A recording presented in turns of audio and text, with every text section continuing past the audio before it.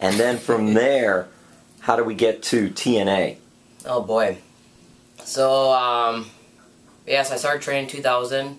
Had my first match in 01, and then I actually went to TNA when they were in Nashville at the fairgrounds, and went out, down there. They didn't really have girls; they had the girls in the cage. Wasn't they weren't wrestling, yeah, right, yeah. Well, they had a few girls, Trinity, Tracy Brooks. So I went down there, and actually me and Ken Anderson went down there together, and they liked us. But then I ended up moving down there, so I was there every Wednesday. So they would use me here and there, but there's no girls division. So I've been with TNA since the beginning, but then signed with TNA, it was in 07. Because I was at OVW for 2 years before I got to TNA, and they had no interest because, I wasn't the mold that they're looking for. So I said, well, TNA's offered me something, so I'm feeling good about the knockout division. So.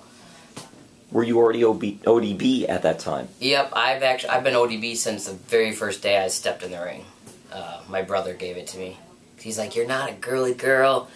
You need something that fits you. You need, it's 3 letters. The crowd can chant it, get with ya." And he's like, "Dirty bitch, what? ODB, that's it." So it stuck. So is he the one that you would beat up?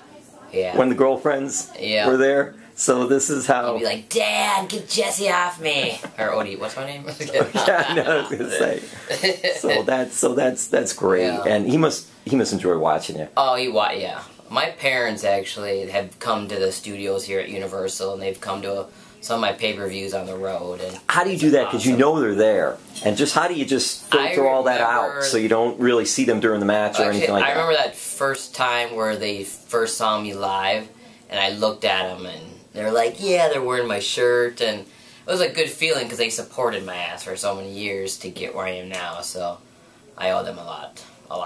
It wasn't distracting, though, during the match or anything? God, no, it made me work even harder. I felt bad for the girl I was beating up. Eric Young. Oh, EY, my hubby. Your husband. So what do you think about the beard? Oh, I love it. I love the look. I love the manly man look, lumberjack, Paul Bunyan kind of look. And it's funny because I actually met EY. We were in Milwaukee for a show back in like 03, and I was actually driving from Green Bay, Wisconsin to Nashville. I was heading out to live there. And he's like, "Oh, I'm going to Nashville too." So we actually followed each other. So it was kind of, now look at us. It all started from there. So, yeah, he has a hit show, Off the Hook Extreme Catches on Animal Planet. And I actually got to do one episode on his second season. He came to Minnesota. And it's called the Eelpout Festival. It's the ugliest fish. It looks like a snake, basically. And what people do all weekend is they ice fish. It's basically a big old party on the ice. You should see these crazy fish houses. I mean, they're outside, so they have these RVs out there, and it's just nuts. So he did I was in it's called like an ice bar. He actually found me at the bar, and then we did a little scene there. So it was cool. So you didn't have to ice fish? No, but I let him do that, and I was partying in the hotel, in the cabin. But he couldn't believe how cold it was, and he has a great crew. Like he's such a good, like, in and out of the ring, he's just an awesome guy. Like, he's very grateful for everything he has. I'm so proud of him. Like, he deserves everything he's gotten right now. And I just love it. It's awesome. And it's just a start for him with, having his own show. And I'm sure he's going to get many more shows. Joseph Parks said, just overall, he can do anything.